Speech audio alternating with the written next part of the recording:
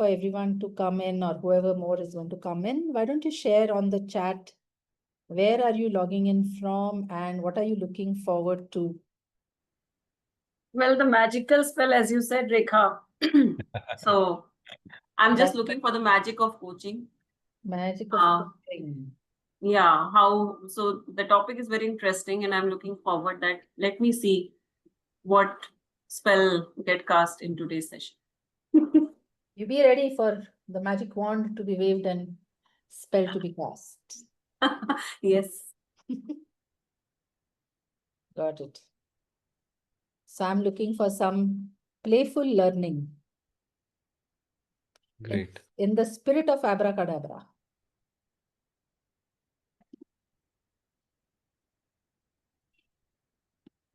And somehow I feel maybe this audience requires some amount of playfulness. Just my assumption, but I think, yeah. Okay, so the instruction for people who are coming in is, as you're joining in, please put in the chat box, where are you logging in from and what are you looking forward to in today's session?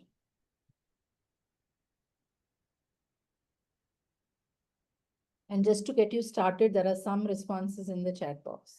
Magic of coaching.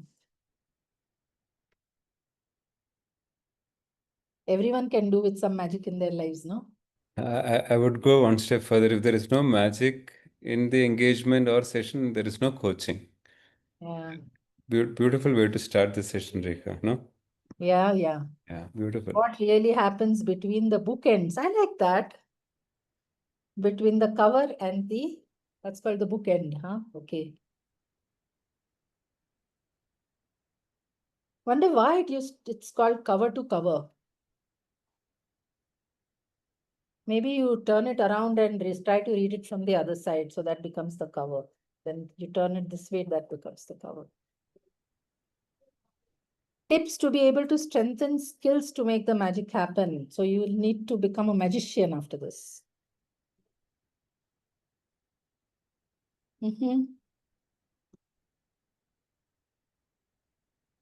How to build a brand in coaching while being primarily engaged in other full-time pursuits. But we will do that playfully. Mahesh, if that's okay with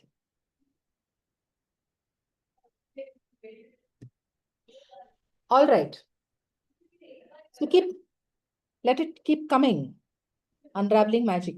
So it seems to be the theme standing out, right? Magic, abracadabra. So let's start there. Now I just want to create a thread and then I'm going to hand it over to you, Subash. So where does this magic and abracadabra come from and why was this conceptualized as a title? Was from our own experiences primarily. So I'll share mine. I realized that at least at the ACC level and many times even at PCC level, coaches are quite puzzled as to what should they do in this playground, that vast playground that exists between agreement and action planning. So to start with, coaches, when they are under training, they say that, oh, this is so constraining. Oh, these are so many rules. Oh my God, these are markers and we have to follow the process. And why can't it be more free? And why can't we be allowed more, our style and so on? And then we say, okay, now agreement is done. Now here's the playground. Go play, free, do what you want. And then they stand there saying, but I don't know what to do in this playground. I'm free, but I don't know what to do. Someone tell me. But I'm not going to tell you what you should do here. You said nobody should tell you. Now you are asking to be told what should be done here. So when I look at some of the coaching sessions, right, recordings, transcripts, and so on, I'm like, very nicely, goal has been expanded, goal behind the goal, deepening of the goal, etc., has happened for 10, 15 minutes. Then 2 minutes, like a pause, and then actions. And I'm like, what are you taking actions on? Because what has happened in those 2 minutes, right? Nothing. So that is the reason we thought we are going to talk about what magic can happen on this playground, which is so open, where you can create your own game, use your own style, cross it in your own way along with your client, and create magic for yourself and your client in the process. Because that is magical, when you can navigate that playground with fun and with creativity, you experience the magic. So therefore we thought, let us do that. Let us talk about what happens in the gap between CC3 and CC8, between agreement and action planning. What exactly happens over there? And how can you experience it? And why Abracadabra? Thanks, Shweta, for doing that research and bringing it out. I create as I speak. That's what it means, right? Origin is very far in ancient times, but roughly that's what it means. And we can rephrase it as I create as I speak, I create as I listen, I create as I pause, I create as I play. But it's all about creating. So we are going to do that. Yeah? Subash, over to you. What do you want to add? Thanks, Rekha. Thanks for setting that context so beautifully. Uh, you know, I mean, I can see most of the participants here know us, but there are some new faces. For the benefit of them, a quick intro. Rekha and I are ICF coach mentors. Both of us are MCCs, good friends. I think somebody complained that to me, saying that you आपने बोला नहीं कि we are friends. So yeah, I mean that's what matters. We run this PCC program. So just to set the context, become the thread. One, we thought this session is going to be more about about the middle portion of the coaching. So you have a pillar one, which is competency number 3, CC3, setting the context, and then CC8, which is the action. We're kind of experts in that, and there's a lot of structure. Even when we mentor coaches for ACC, PCC, we say, you should do all the CC 3.1 to 3.4, 8.1 to 8.9, don't miss it. So no, it's like you mug up and practice and then get the flow along the way. Now, the objective of this session, and very, very brilliantly titled. I was telling Shweta, I still can't get to pronounce that. Yeah, so the middle portion is what sets it apart. Now, the important point that I want to make is, well, there is some level of structure that is kind of quote unquote imposed. I'm sure ICF does not impose anything on us, but ICF has given a beautiful 2 pillars. But in between is what kind of take the whole conversation to a new level. And if we don't do that in a particular session, and I don't think we are truly anywhere near mastery, or anywhere we are serving the client to their potential, or we coaching to our potential. The third and final point is what fascinates me, Rekha, is this brings out who essentially we are as coaches, right? CC3, CC8, still there is some structure, there is some commonality in all of us, the way we would coach perhaps, with some kind of our own style. But the middle portion allows us to really dance in the moment. And if you don't bring forth that who I am, I'll speak for myself. If the middle portion doesn't bring who I am as a person, years of experience, everything that I've experienced in life, in coaching, then we are not even there for the client. And I always believe that PK's here, we used to have this discussion earlier. Client kind of looks at our profile, LinkedIn, social media, everything. But then when the client decides you, not your credentials, not your background, not your experience, not your multiple accomplishments, right, degrees and other stuff. They sign up you. So the middle portion gives us that opportunity to truly express ourselves in a very, in a non-restrictive way. And that is that Abracadabra that, we are trying to explore today. Over to you, Rekha. I loved that bit, Subash. Yeah. Because we think that we are in a coaching session, it's about the client's expression. But we forget that it's a partnership. Yes. And unless we are expressing ourselves fully, unless we are experiencing ourselves fully, how can we expect that from our clients? It's unfair. It will be one-sided, right? So allowing full expression and full experience of ourselves, and like Subash said so beautifully, bringing ourselves fully into the session. What does that mean? Bringing yourself fully into the session, which means everything that I am, which means my past, my present, my beliefs, my filters, my biases. Oh yeah, let them come, because they will anyway come. They are not some package and baggage that you can leave behind. They are with you.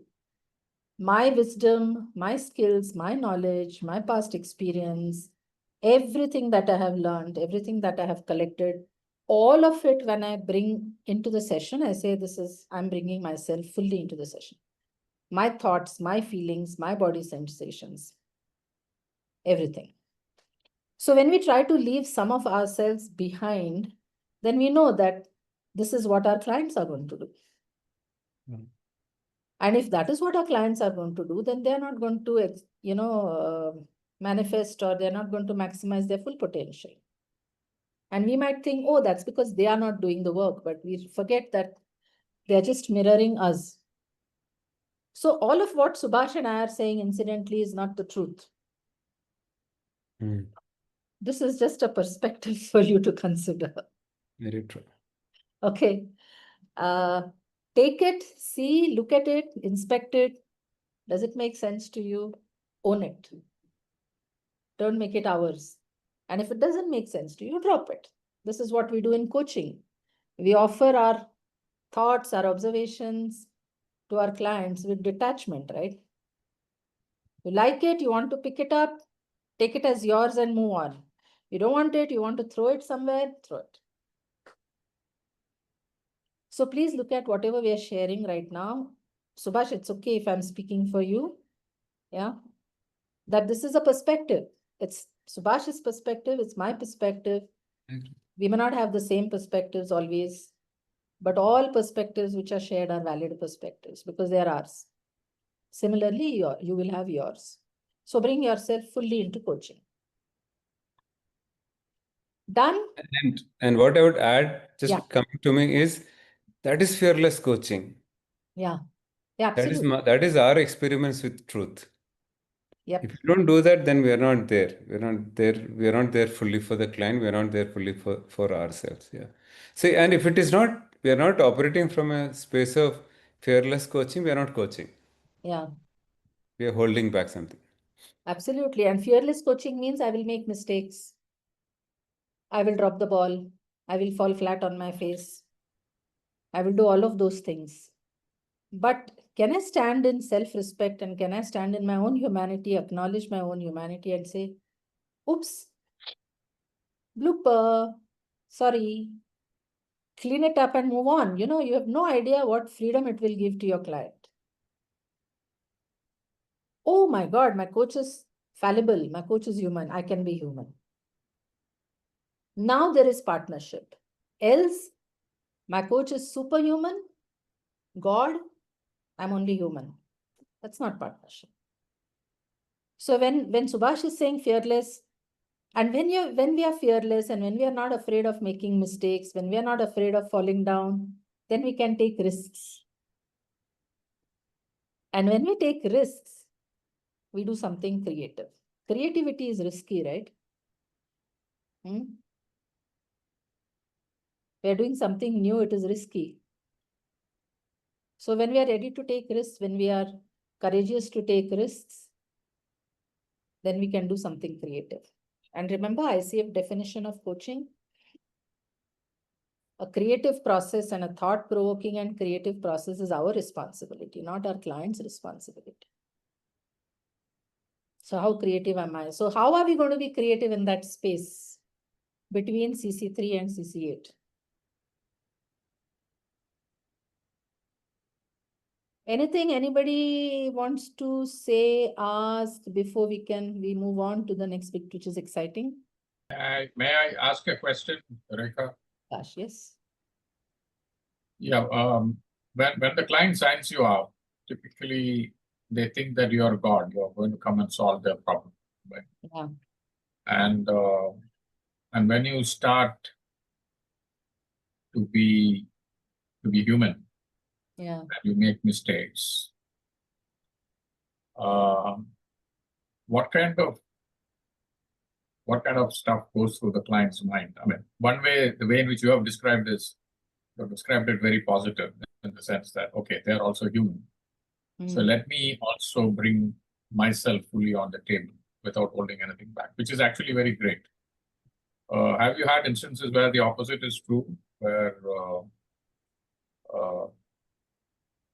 you as a coach falls flat and the client feels that, hey, this is all now a waste of time? Well, never. So that every now and then when this happens, and I experience that never it has happened, it reinforces or validates what I believe, that humility will never fail. So I've never experienced it. In fact, I've always had the respect getting enhanced because I have not used it as a tactic. If I Brilliant. use it as a tactic and use it as a strategy and do it deliberately, then the client smells. They're intelligent, right? And so then they will not give you a good response to that, yeah, because they can see through it. But when it comes in pure form, right, authentically, never.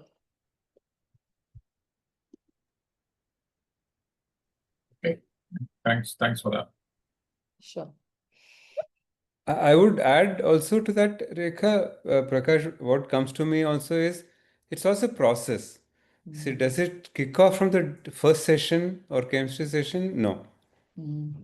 But what Rekha said is beautiful. Just to underline, and it's not a tactic. It organically evolves. The client might put me on a pedestal as a coach. Sometimes the opposite also. Mm. Yeah. I'm comfortable with both. But I'm very mindful. My pulse check is that how the relationship is evolving to an adult to adult transaction analysis. Both ways, huh? Yeah. Yeah, it can happen the other way around also, yes. But, But and that is a responsibility of me as a coach. yeah, Building that trust and intimacy, the old competency, intimacy, is it's still on me. The client owes me nothing to create that space. yeah. And by midway through the session, that would have happened. Typically, engagement. Yeah, midway The through. other way around, if it happens, it's a little more difficult and more painful to deal with. If the client has put me down, because coming from down to up, physics wise is more difficult. Coming from up to down is easier because gravity anyway pulls us down. Okay. Yeah, but I agree with Subash, right? The client has not promised that they will look at you as a partner and all that, and they will anyway never look at you as a partner, because if they are coming to us for help, the moment they come to us for help, the helper is is at a higher level as compared to the helped.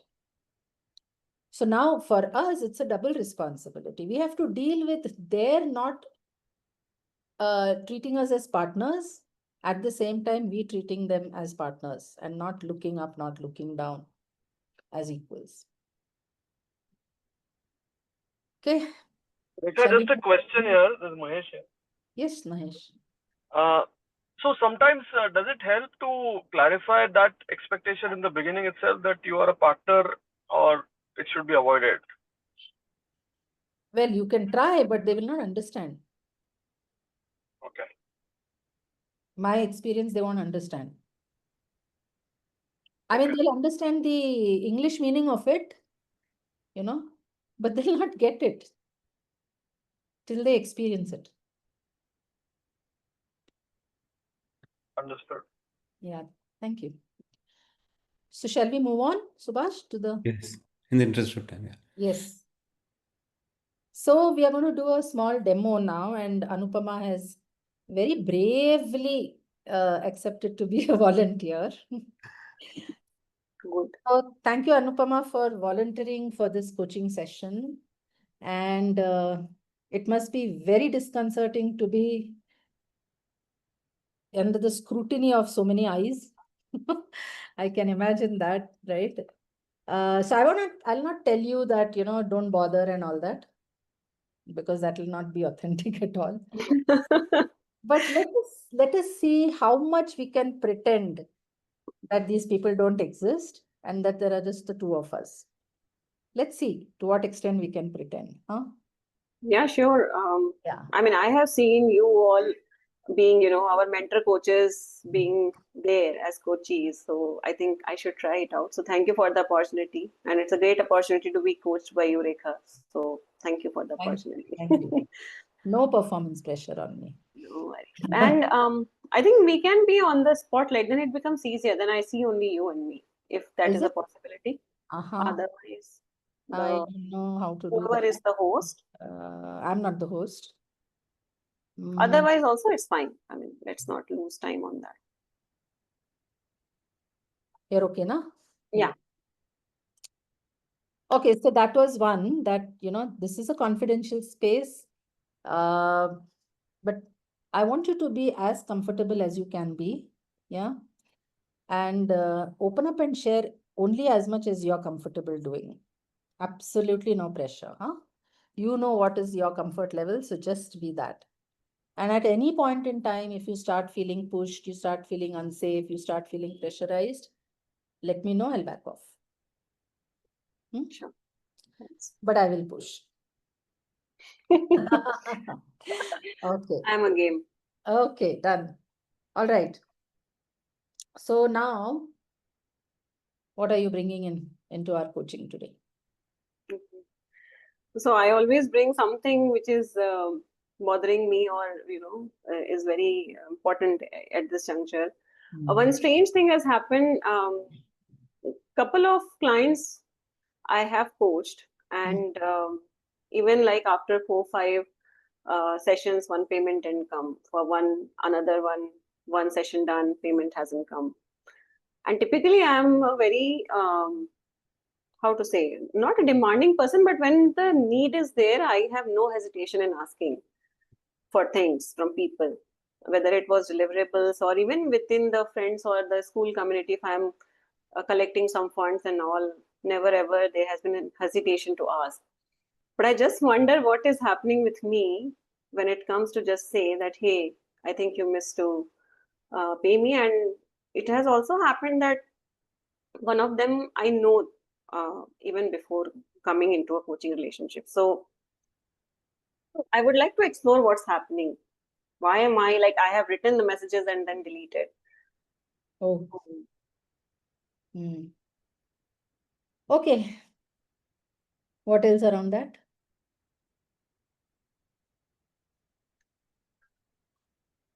Sometimes I feel very, I don't know, powerless will be a right word to use. And it is very new to me, right?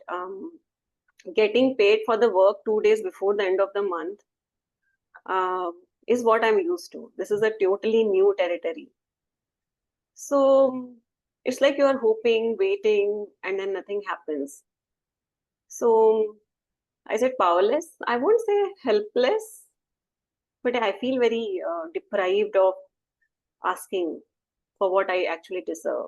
And I mean, not that, okay, I'm owing somebody owes me, and where is the hesitation to even ask for it? And one part of my mind says, anyways, why are you getting, it doesn't matter, it will eventually will come. In many cases, it has come even before time. And also I always tell myself that, okay, it's fine, it will come. But then I feel agitated because I am very particular about payments and all. I never have ever defaulted. I make my payment. So I feel sometimes it's when I don't see the value in the other person, I think somewhere that tricks. A lot of questions around that and a lot of this way, that way, and emotions around that. Huh? Okay, so given that this is the context of our coaching today, what would be useful to you to take away? First of all, I have not made up my mind. It is okay to ask or it's okay to wait, because I'm still very new into this field. Okay. So there is no right or wrong. And I actually, to be honest, I've not asked also anybody yet. Okay. But even if tomorrow this is the situation, I want to be more assertive in asking for it. And know what is bothering me. Not to ask. I think if I know my answer, I'll find my way. So to which question are you seeking an answer? That why do I feel bad in asking for the payment, which I totally deserve on time, and which I have written also in my agreement.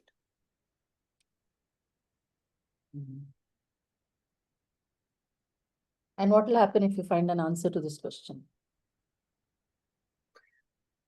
Yeah, all those unwritten messages will be sent, and I mean, written and deleted messages will be sent. And yeah, I'll feel good about it, that okay, it is coming, and that feeling will go away. And I can't run this way. I mean, today, okay, the number is small, but I'm hoping that the numbers will be big tomorrow. If the payments are not coming in, this is my bread and butter. So why not? I mean, it is important to manage the finances in any business. That's what I feel. Yeah. I'm hearing a lot of assertiveness when you're saying that. Yeah. But when it comes to asking, should I not? Yeah. Should I not?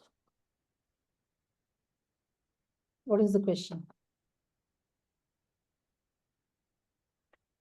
Yeah, so it's like, again, I just feel it's that inner battle that, as I'm saying, I think it is coming to me that what will they think about me if I ask for money?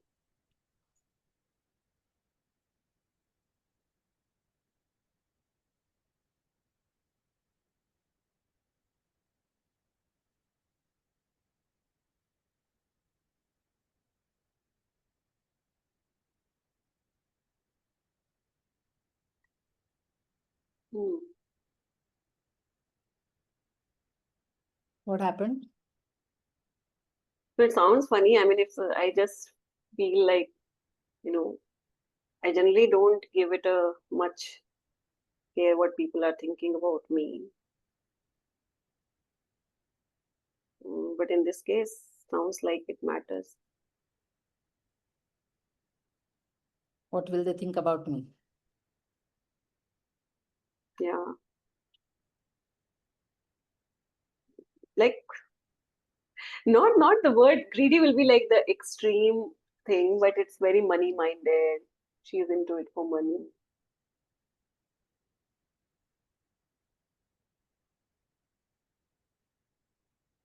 But it's very funny again. I mean, I am into it for money. I'm not doing a free service, right? So,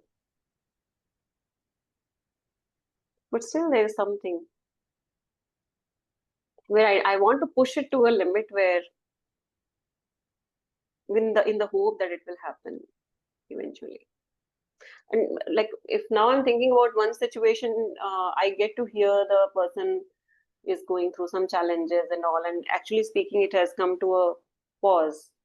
And I just feel if I ask, then it will be like, oh, then you are not bothered about my situation, something like that may come up. So I think things like that also play up.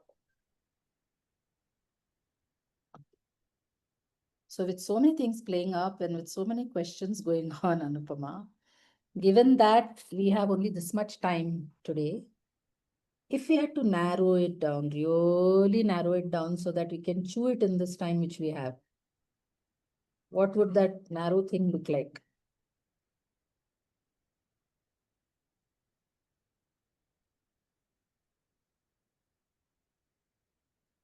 So I just want to build up that assertiveness in me when asking for the payment. You want to build up the assertiveness in you while asking for the payment. Yeah. And for you to be able to do that, what will be useful for you to take away from the session?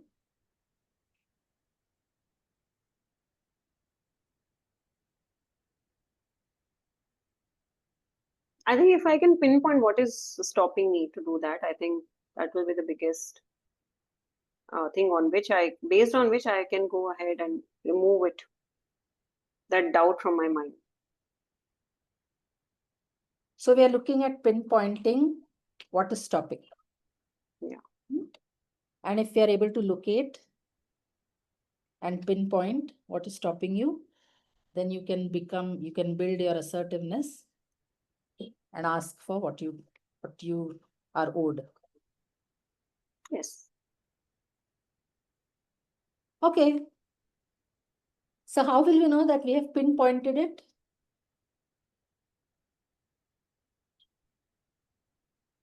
I'll know. You'll see it on my face. Oh my God, okay. I have to I'm looking typically at- expressive, so I don't think it will be any challenge to locate it. Okay, I'll tell you. done. I'll ask you also. Okay.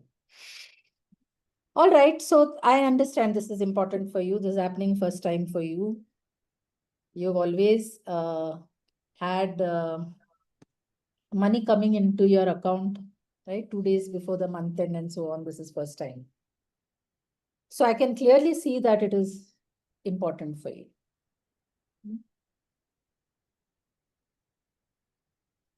What is it that, Anupama, if we addressed in this session or resolved in this session, you think we will be able to pinpoint what is stopping you?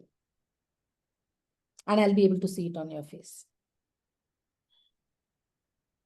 What should we address or resolve?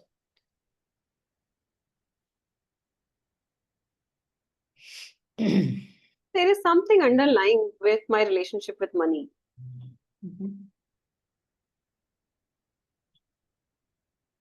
I think that's what I want to just see what is it.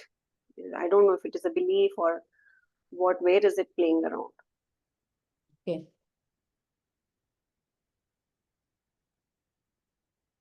So tell me a little bit more about your relationship with money.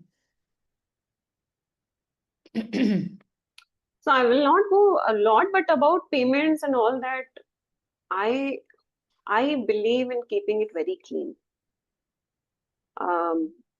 If I owe anybody, I will make sure that I get the things done. And even if going for a trip or whatever, like if the person is not shared also, I'll try to make it and all clean. And it gives me a little restlessness if it is not cleared.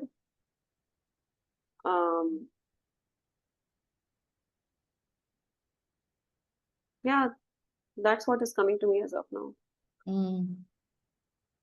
So you like it? Just one thing came. I think, yeah, I have heard a lot that, money can damage relationships. Yeah.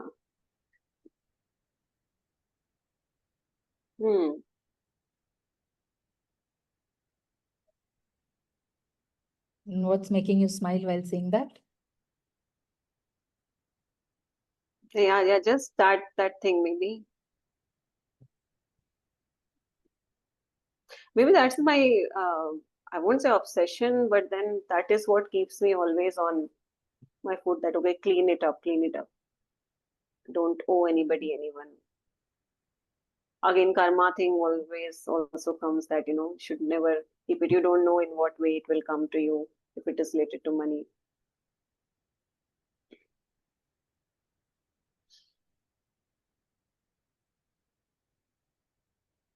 Yeah. Yeah. It's interesting you saying clean it up, clean it up. What are you cleaning?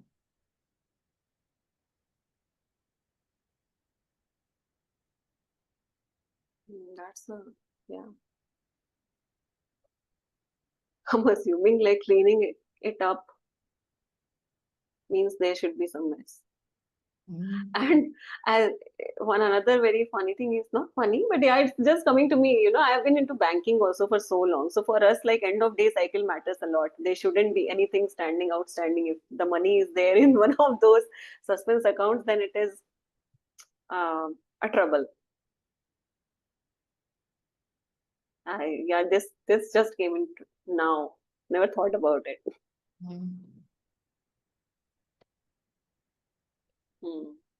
What is the significance around it?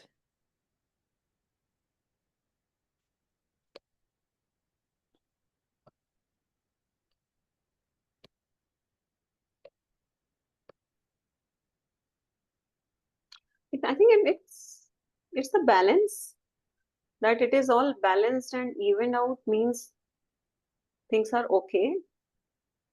And if it is not cleared up, it means things are not okay.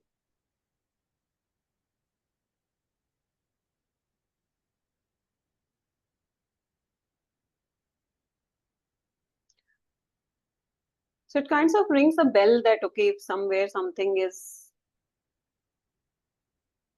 not settled, it rings a bell that some action has to be taken.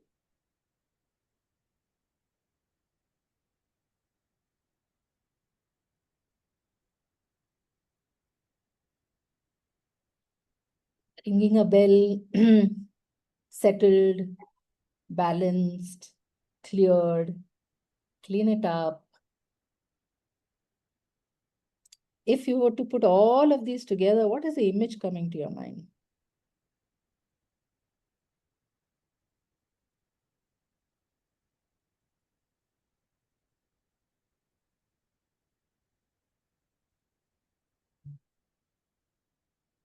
So just a neat and clean space and two people smiling. I don't know, just that came to my mind.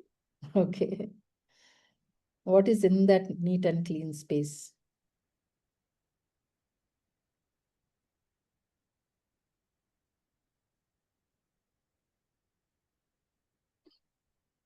Or there can be various things I can think of.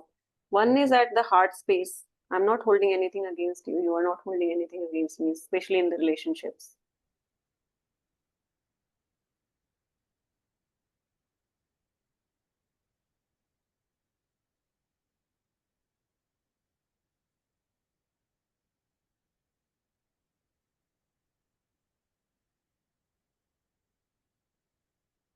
Yeah. Yeah. I think relationship level, yeah, that's where it comes to.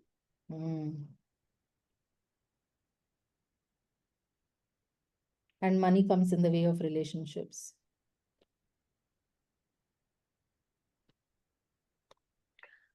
Yeah, I mean, in fact, I've seen some very close relationships being broken because of these money matters.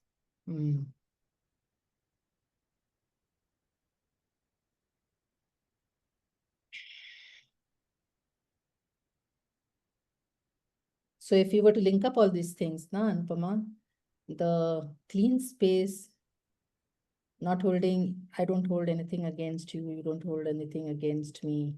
It's all settled and balanced. And money can come in the way of relationships. You've seen relationships breaking. What is your fear around this?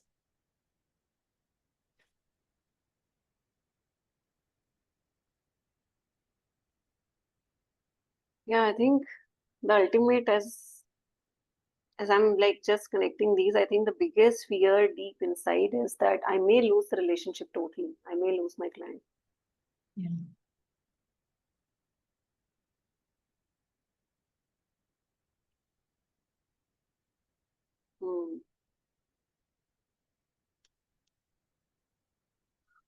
Yeah. Yeah. And at this juncture, the clients are very precious. I am not, well-settled coach that, okay, people are lined up. Each client is very precious to me. Yeah. Sure.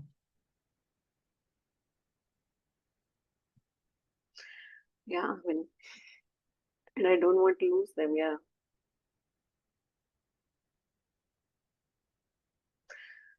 But as I'm feeling more, as I'm saying, I think it's very empowering. I think I have to let them go if they have to. That is how I have maintained my relationships.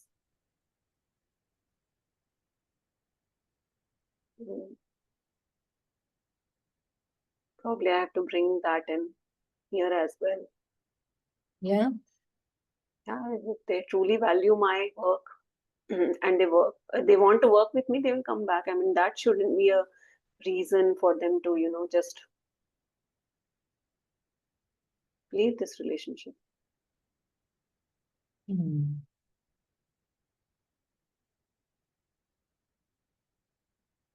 Yeah, thank you, Rekha. I mean, So, I think this surfaced up. yeah. So let's take it a little further. What are you willing to then let go of?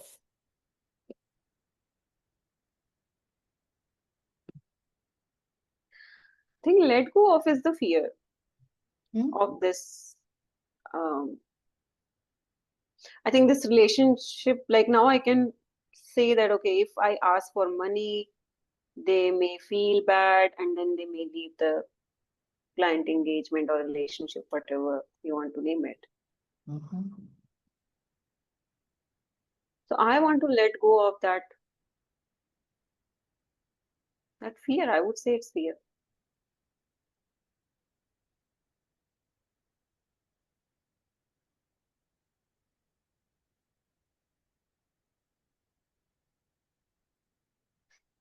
And we're just talking about fearless coaching. So I think this can be one more aspect Yeah. of that, not in the session, but outside the session also.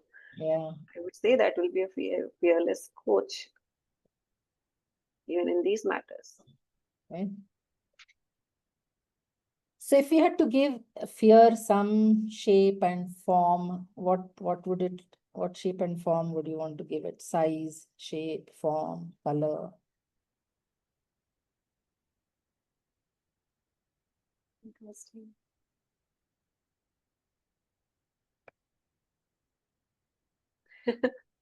More like a devil face with two horns Once. and coming like a. Not the Onida one, huh? I love Onida one, so I can't hate that. Only that. Yeah. Yeah. And how big is that thing which is coming? No, I feel it's not a very huge one, but it's a like tiny one playing around and saying. It's not that big that I can't handle it. Not that I have seen him. Yeah. Or her. So that small tiny thing with that red horns, how will you ask it to step out of your way?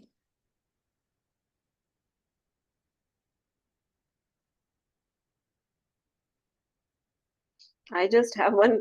When it comes to any fear, I just say to myself, "Dar ke aage jeet hai." So that's my typical line. And I think I will just go back to my philosophy that I have uh, always had in any relationship. I never hold people, whether they are friends or even I would say to my very close ones. So I think it's just that because maybe money was involved here, I took it that way. But I always have this philosophy that relationships, let them free. If they are meant to be for you, they will come back. And I've seen that actually the most cherishable friendships I have are the ones with whom I had fights or They- had tough time. So yeah, it's very interesting. I just moved from client engagement and all to a relationship. It was also coming to me.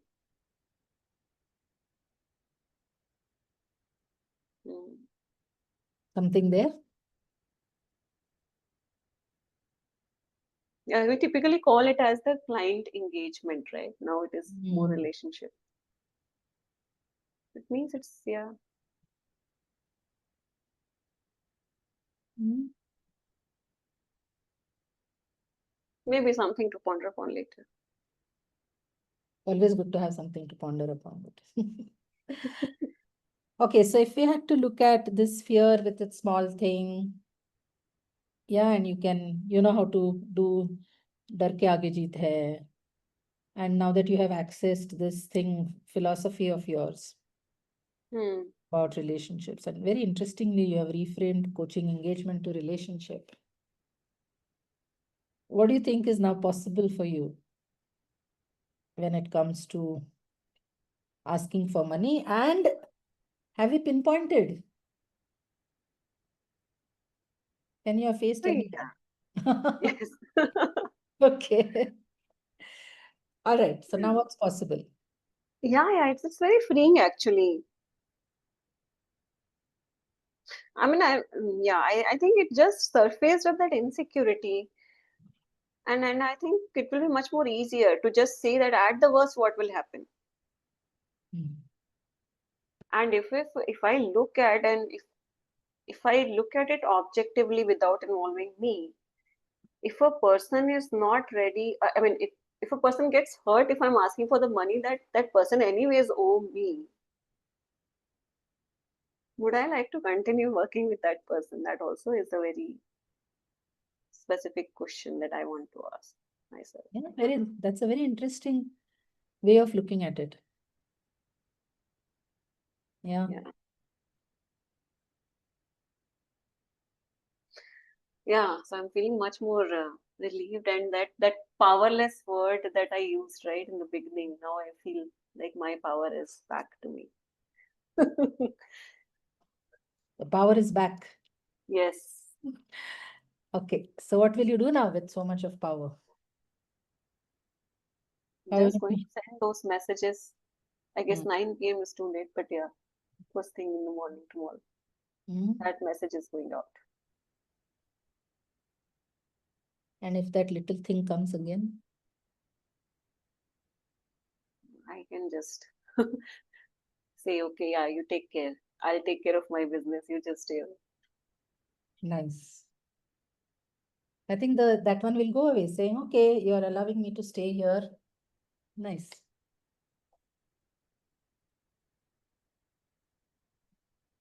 All right. Thank you so much, Rekha.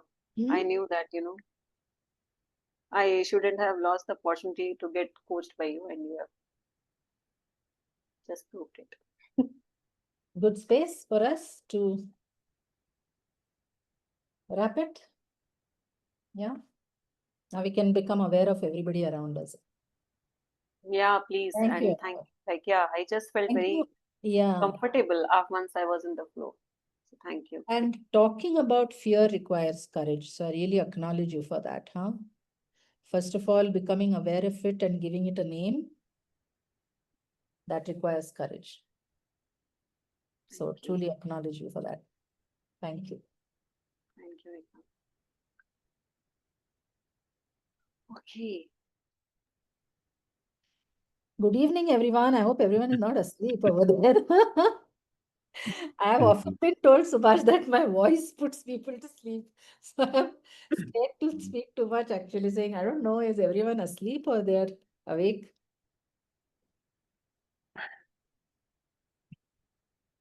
Okay, time for questions. Yeah.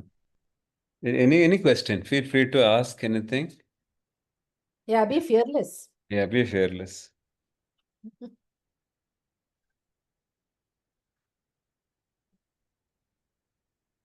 So, couple of yeah, Vijay, go ahead. Good to see you. Hi, hello, hi. Good to see you back again. Wow, I was sorry, that was amazing. First time I'm coming to session, I started to take notes, but then I gave up. I was like, this is too much it has to be experienced and not not in their mind. The question I have, okay, and maybe I'm sorry, I know maybe most of the folks in the Zoom are already coaches or certified coaches, but what was just done now different from, say, a psychotherapy or a counseling session? again, I don't know if it's appropriate. If it's not, it's okay. We'll take it offline. But I'm not. I'm genuinely curious because I've been and so I've been in. I've been in therapy for over 10 years now, right? So but what I saw this play out at one point, I'm like, this is like therapy happening in life, man. I'm like, how can you do that? So, but how is this different? What is the, what in your opinion, in your experience, how is it different? But I couldn't find any difference, honestly. And I was like, wow, man, this is very heavy for me. Shall I take that one, Subash? Yes. Huh? Yes. I have been through therapy also, Vijay. So thanks for sharing that. And I have enormous respect for therapists. And if you found this, in fact, close to therapy, I take it as a compliment to me. Honestly, because so why it is not therapy, what I did just now was not therapy, is because if I was doing therapy, I would have got her to address her fear. We would have gone into the source of fear. We would have looked at where is that fear coming from, and we would have dealt with that, which is not what I did. So we do talk about fear. I mean, there cannot be no reference to the past because we are talking about the past having created a problem for us, right? So we have to refer to the past, but it's not about taking corrective actions for the past. It's not about healing. It's not about trauma. So we don't go there. Therefore, it's not therapy. Having said that, it's very close to therapy because therapists also use similar competencies. There is empathy, there is listening, there is presence, there is no advice giving. On the other hand, counseling is about advising. So when you go to a counselor, oftentimes they do give you life advices. Okay, and it may not necessarily be about healing in counseling. I used to have this confusion, what is the difference between counseling and therapy? And then it got properly sorted. Now I'm very clear. So that is my answer. Super, thank you. Sure. And perhaps thank you for that question. I think that nails the objective of this session, right? I know, and frankly, Vijay, Rekha could have asked that question, where is that fear coming from? But she has chosen not to do that, right? So, that is Rekha, right? Perhaps I would have even asked that personally if I was in her seat, right? Yeah, and that is that is the fluidity that comes into the session based on who we are. And I mean, I made some 5-6 pages of notes. She was very much, I mean, there are many coaches here. She was very much within the framework.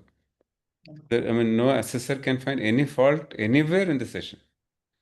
Yeah, that is for sure. So to that extent, it's fabulous that, like, Rekha with her psychotherapy background, uh, she's kind of healing that way, right?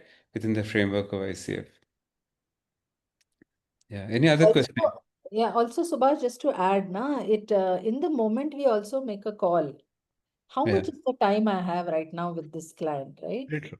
In this much time, if I dig deep and if I'm not able to close it in the given time, I'm harming the person. So don't go to spaces where, one, if you're not confident, second, if you feel that there is not enough time right now to address this. Yeah. Very powerful, very powerful. Thank you. Sure. There are some fantastic pauses. In the interest of time, I don't see any hands. So,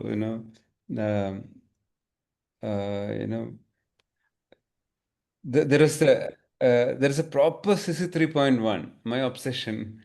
It's almost 7 minutes. She was on 3.1. And all of you are working on recordings. That's a very valuable takeaway. Yeah. In the interest of time, she moved quickly from CC 3.3 and 3.4, she asked. See, that is managing the time and, completing it on time.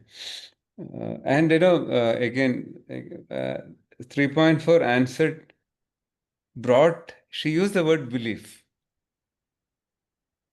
And that gives you, a beautiful segue into the next stage of that middle portion. So, if you don't get that kind of an answer for 3.4, you are just ticking the boxes. So, if 3.4 answer is a first pulse check whether you have done the goal setting well. And it cannot come from ticking the boxes. Let me also add that, while we are glorifying the fluidity of the middle portion, it starts from the beginning, starts from 3.1. And this is a beautiful example. When the client talks about belief, about money, it opens up. Yeah, Shweta. Actually, you kind of made the point that I was going to say. I think the fluidity is where I kind of struggle sometimes, is that jump from 3.4 to 8.1.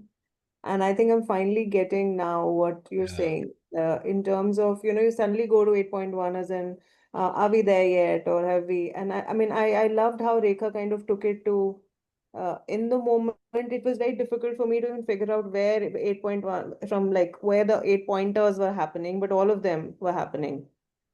So I think it's something that I would like to listen to again as to how.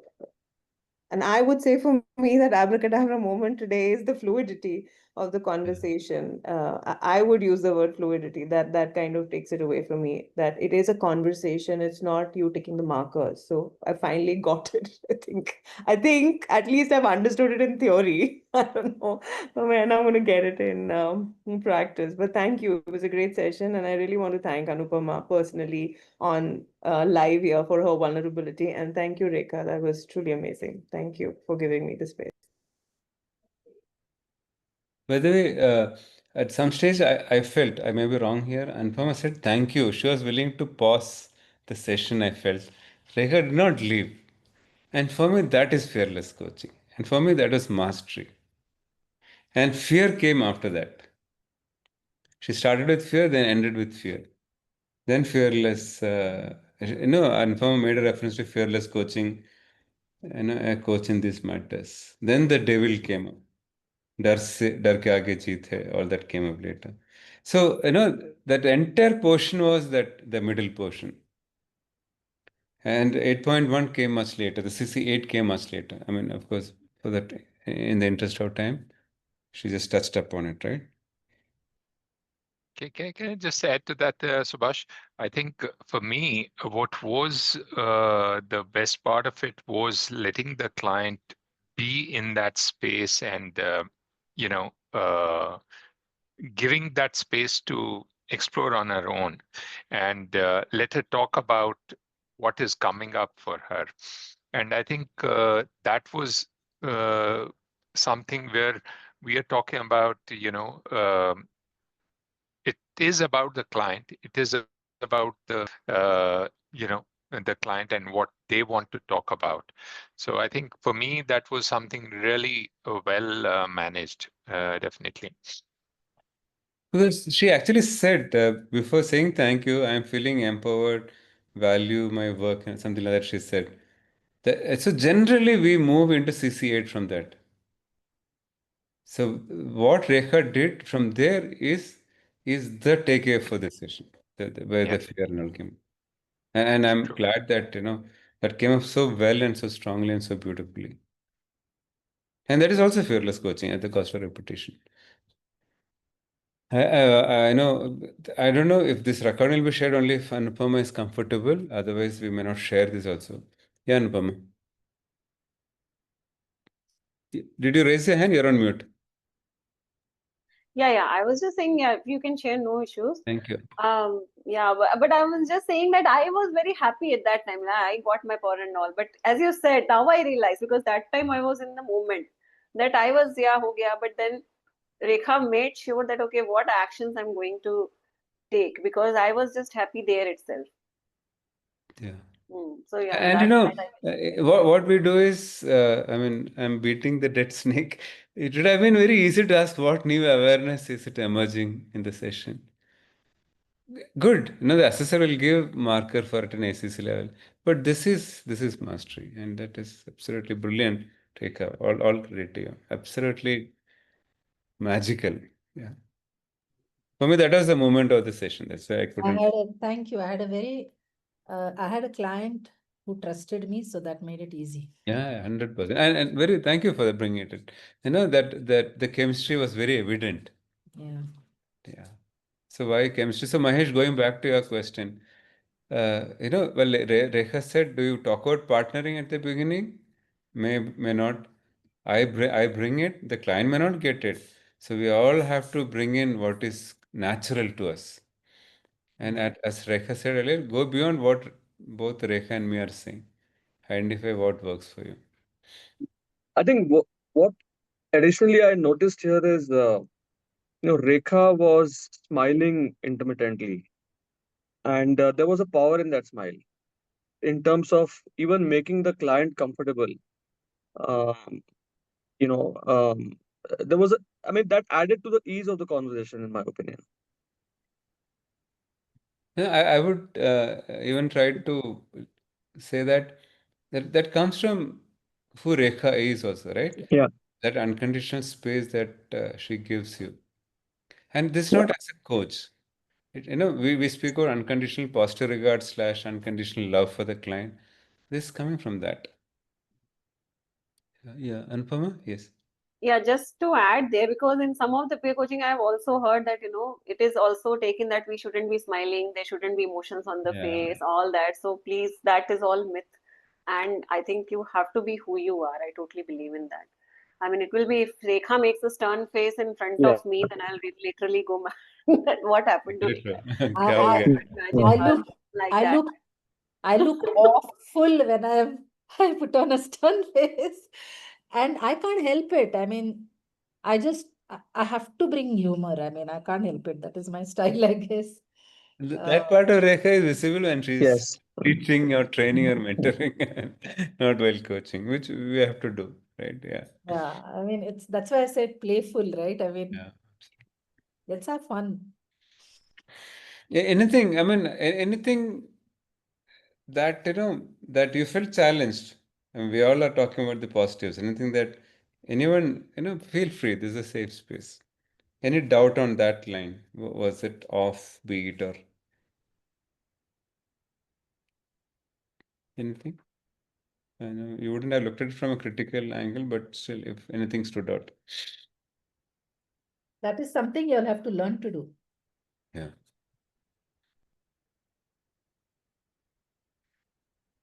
Yeah. Now that Nupama is allowed to share the recording, I would please, this time will be valuable only if you go back and check out once more.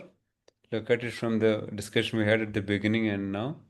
And, any closing remarks, Rekha? In the interest, we have passed No, 9. just thank you very much Yeah. for being here and really for creating a safe space, because I was totally not aware of anyone over here. And I know even if the screen was blank, it can still feel intimidating, but something about how y'all were behind the camera created that space for Anupama to show up. So thank you very much for that.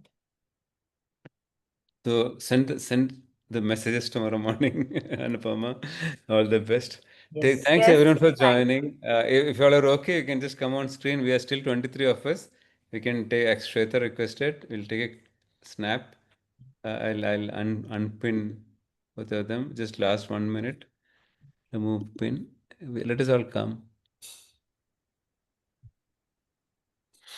I'm going to take a picture now. I think Yeah. I'm going to 1, 2, 3, and everyone can smile. Right. So 1, 2, and 3. Smile. Thank you.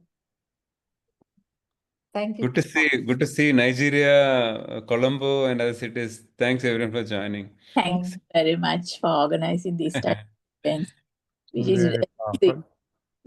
amazing. Thank you. Bye bye. Thank you. Thank Good you. night. Good night. Good night. Bye. Thank you.